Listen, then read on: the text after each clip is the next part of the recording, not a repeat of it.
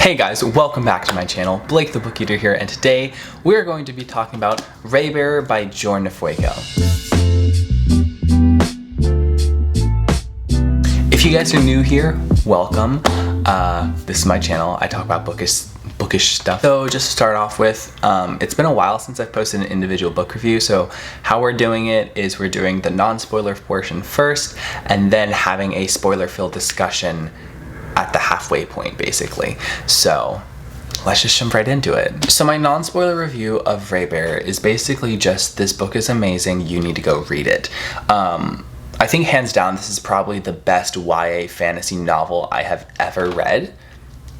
Flat out period. It's just masterful, honestly, what Ifueko does in this book.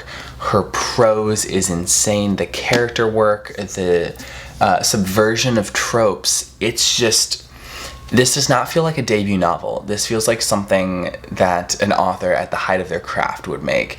And just knowing that this is her first book, I know that she's only gonna go up from here. So excited to see what she has going forward. But the main plot of Raybearer is a little hard to describe without giving away too many spoilers, but I'm gonna try. So Tarisai is the main character, and she is a child born of a wish. Basically, she lives with her mother, and her mother is a very complicated person. She's not, you know, straight good, she's not straight bad, she's this interesting character. I think she's probably one of the most interesting characters in the book, and I love what Ifueko has to say about parenthood and how much children have to love their parents, or if they should. Just that whole conversation was really fascinating. But anyways, so Tarisai lives with her mom, and her mother's wish for her is that she is going to be destined to kill this person that she is supposed to love. And that's all I'm basically going to say about the plot, because to give away too much more would be way spoilery. But this book is just magical. Like it's literally filled with magic, but also in just the way that it's told, the way that the story clips along.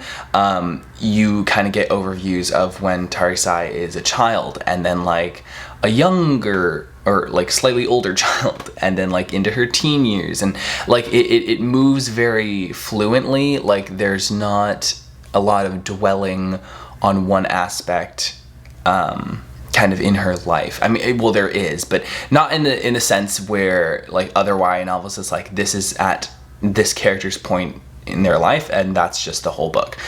We get to see a lot more of Tarisai's story, and I know that this is the first book in a duology, so the second book, Redemptor, is coming out this August, and it's going to conclude her narrative. So I'm just so interested to see what's going to happen, especially because it seems like we are moving through her life, and we're getting an overview of what this character is going through. So I'm really excited, because I think we're going to get a very satisfying end. Now, there was some amazing side characters in this novel. I don't want to talk about them too much in the non-spoilery section, but just know that like every character leaps off these pages in ways that feel so alive and just so wonderful. And I had so much fun reading this book. I really did. Like I had a smile on my face like almost the whole time. Like and then especially towards the end, I was just tearing through pages because I needed to know more. I think I read like the last like 200 pages in like one sitting, because I could not put it down. Like this book is captivating in the best of ways. And I think that's where I'm going to end my non-spoiler review. This is obviously a 5 out of 5 stars for me. It's already one of my favorites of the year, one of my favorites of all time. I just think this book is a absolute masterpiece, and I need people to talk about it more. Huge thank you to my friend Joel for recommending this to me, because and also to Tiana for actually sending me the book as a present for hitting 1,000 subscribers. And if you guys didn't know, we are so close to 1.5 subscribers right now. I think I just hit 1.45, which is insane to me, especially coming back last year I'm gonna get sentimental for a sec. Yeah, I restarted my channel in like late August, early September, and that was when I had about 400 subscribers. So to think that like I gained 1,000 subscribers in just this short amount of time is just so wonderful. And I love all of you guys so much. So just a huge thank you.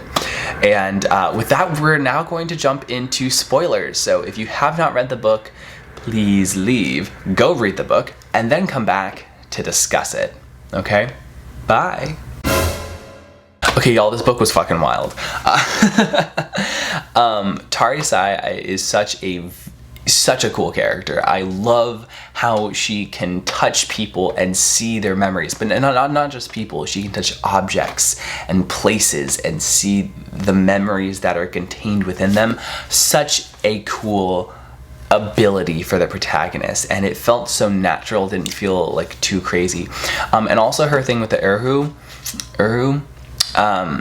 was insane, because we had the lady, Tarisai's mom, who just straight up fucking rapes him. Like, that is forced sexual assault, and creates Tarisai, who is half obligato and half wish, basically. She is the lady's last wish.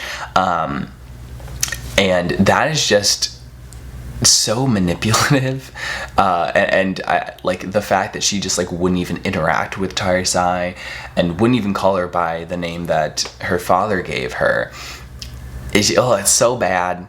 And you just have this really complicated relationship with the lady throughout the book, because you just, like, as soon as I knew what she did to the Erhu, I was like, no, we're like, girl, but then like you start to find out more about her and like her relationship with the emperor and what happened to the last council, and it was just all so fascinating. And then I was like almost kind of rooting for her, but then she did some terrible things toward the end, and then she died, and I was like, oh my god.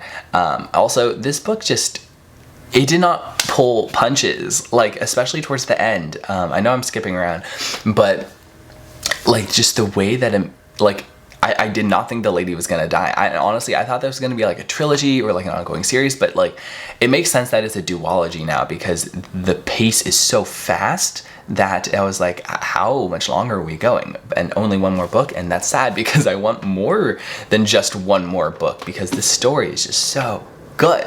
And then Tarisai gets on the council, and so that whole moment when she decides to take her own memories to forcibly forget who she was such a great character moment, because it's been built up that she can do this. She can manipulate memories. She can see memories. She can implant dreams in people's heads, which is so cool. But then to have, like, do it to herself, that's such a huge, strong decision, because she cared more about her found family than she did about where she came from. And that was a very important character turning moment. And just from there, then we get this beautiful blossoming of friendship with her and Dio, and also Dio. Such casual asexual representation, love to see it. I'm not sure if he's aro as well, but I just loved that it was just part of who he was, and his love was just, he wanted to love everybody without being physical, which honestly is completely understandable. And he was such a cute little sweet cinnamon bun, and I, like, even after Tarisai betrayed him and stabbed him, not of her own volition obviously, but because she was compelled to, he was still like, I forgive you, please come back. Oh, my heart. I just, so much love for that kid. And then we just have Sanjit and Kira, the best side characters. Kira was just so supportive and amazing, and then I loved her little flirtationship with Wu In. But then Sanjit, ooh, I ship Sanjit and Tarisai. They balance each other out so well, and I thought they're like breaking in the middle, where, you know, Sanjit, you know, obviously sees that Tarisai stabbed Dio. That was just so well done, because it was a very believable rift in their relationship, but then also it was very sweet how they kind of overcame that, and I just loved that whole dynamic so much. And also, speaking of other side characters, we have Tarisai's 2 protectors that were sent by the lady, and Wooin, I think, is the most interesting one. The other one's cool, but I'm going to focus on Wooin because he is a Redemptor, and the Redemptors were sent to the underworld to kind of bear the brunt of their nation's suffering from kind of the demons and stuff from the underworld. And that was just so, like, kind of heartbreaking, the fact that this one country has to deal with so much loss and so much pain, losing so many kids every single year. Like, it would make 100% why that would radicalize people and that they would want to change that. And Tarisai, obviously, when she discovers, like, that it can be changed, she wants to change that. And she does, because Tarisai gets shit done. This is not a main character who is idle and lets other people do stuff for her. She is the one who's going to go out and make things happen. And that's why I'm so excited for book 2, because book 2 is called Redemptor, because Tarisai is now a Redemptor. And she's also, like, queen. And just that whole stuff. And then with the discovery of that we have 2 Raybearers, not just one. Just like this subtle sexism, or not subtle, it was not so subtle, but just like of the society of just like men are the only ones who can rule, and Tarisai is like, I'm gonna question that. Just all this, and I don't think I'm forgetting anything, but just all of this works together so well to make this novel one of the most compelling, amazing things that I have ever read. Like, this is a book I know I'm going to dive back in and reread at some point, just because I think there's probably going to be a lot of subtle foreshadowing from the very beginning. And yeah, I mean, if you're watching this, you read it, and I hope you loved it too, because this is a book that's so magical and amazing, because I cannot compare it to anything else. Like, when I'm thinking about what this book is, I can only think about this book. I cannot think of like a comparison or something to like comp it to, because it's singular is what it is, and it's amazing and it's unique, and I think everybody needs to fucking read it. Anyways, if you've made it to the end of the video, thank you so much for watching. I love you guys so much, and I'll see you next time. Bye.